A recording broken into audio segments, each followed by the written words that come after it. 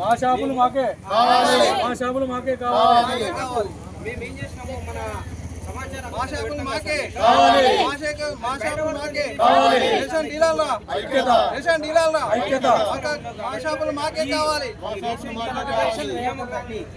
రాజన్న సిరిసిల్ల జిల్లా పాత రేషన్ డీలర్ల అవస్థ బాధలు. అయితే మేము 10 సంవత్సరాల నుండి రేషన్ షాపులు నడుపుతున్నాం. మాకు ఎలాంటి బాధాకరంగా ఉందంటే మాకు ఎలాంటిది చెప్పకుండా మమ్మల్ని మా నోటిఫికేషన్ వేశారు. మరి ఏందో మాకు చెప్పాలి కదా. మేము 10 సంవత్సరాల నుండి రేషన్ షాపులు నడుపుతున్నాము. మేము ఇప్పుడు ఉపాధి కోల్పోయినాం.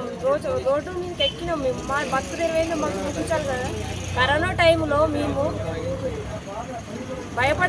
కరోనాకు భయపడకుండా మాకు కరోనా వచ్చినా మా పిల్లల్ని పక్కకి ఎట్టేసి మేము ప్రతి ఒక్క గింజ ప్రతి ఒక్క సభ్యునికి పంచడం జరిగింది. అలాంటి మమ్మల్ని మాకు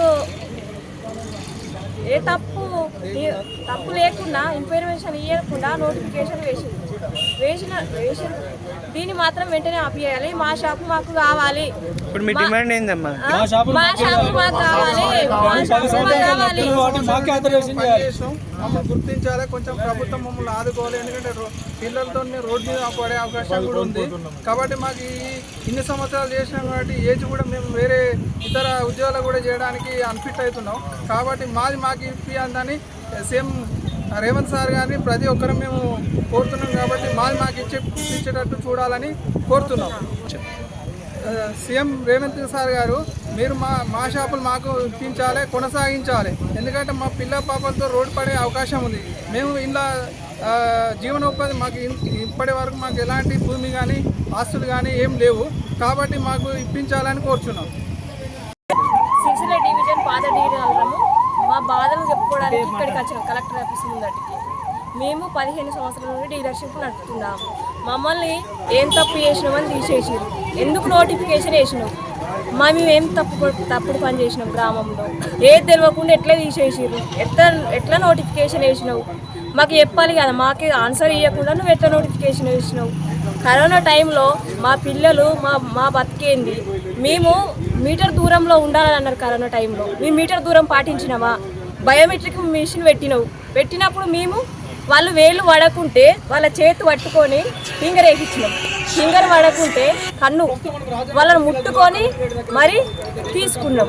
అటువంటివి సేవ చేసిన వాళ్ళని పక్కకు నెట్టేసి ఏందో నోటిఫికేషన్ వేసినావు. మాకేం చెప్పినావు? మమ్మల్ని అయితే బజార్ మీద వేసినావు కదా. మాదేందో మాకు చూపించాలి. ఇప్పుడు మేము ఏదైనా అప్లై చేసుకుందాం అన్నా కానీ మాకు ఏజ్ అయిపోయిందని అంటారు. మా బతికేంది? మేము అప్పుల పాలైనాం అన్నట్టు. మాదేందో చూపించాలి. చూపించిన తర్వాతనే నోటిఫికేషన్ వాళ్ళ మార్క్స్ ఇవన్నీ పెట్టాలి. మహిళలకు మంచి చేస్తాను. ఇదేం పద్ధతి? ఇది పద్ధతి సమయం మంచి పద్ధతి కాదు ఇది. మీరు ఎన్ని రోజులు చేస్తారమ్మా? 10 సంవత్సరాలు. మహిళా సంఘాలకు ఇచ్చారా? మహిళా సంఘం నుండి నాకు వచ్చింది. మా విలేజ్ లో గూడూరు గ్రామం, అది గూడూరు గ్రామంలో నాకు వచ్చింది. నేను 10 సంవత్సరాలు నడుపుతున్నా.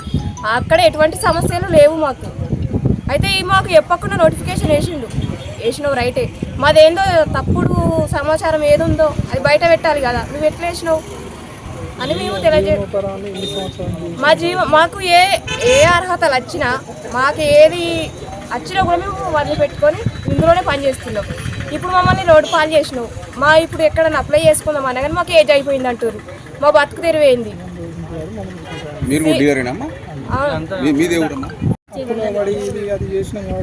అప్పుడు అడగంటే 7 గంటల ఆడికి మేము పోయినాము, చేసుకున్నాం.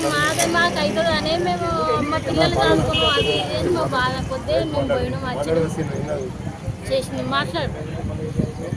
చెప్పండి. గాల్పల్లి గ్రామ విలేజ్ గత 15 సంవత్సరాల నుండి చేస్తున్నాం.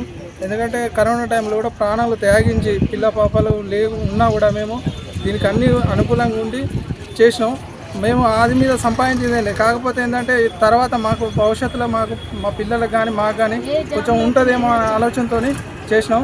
కాబట్టి మన సీఎం రేవంత్ గారు మా మీద కొంచెం దయ చూసి మా అందరికి ఇప్పించేటట్టు చూడాలని కోరుతున్నాం. అలాగే మేము ఇన్ని రోజులు కష్టపడి ఇన్ని రోజులు ఇప్పటిదాకా మేము వెంటాడుతూనే ఉన్నాం. కాకపోతే మాకు ఇప్పటి కూడా మా మీద దయ చూస్తలేరు. కాబట్టి చేయాలని కోరుతున్నాం.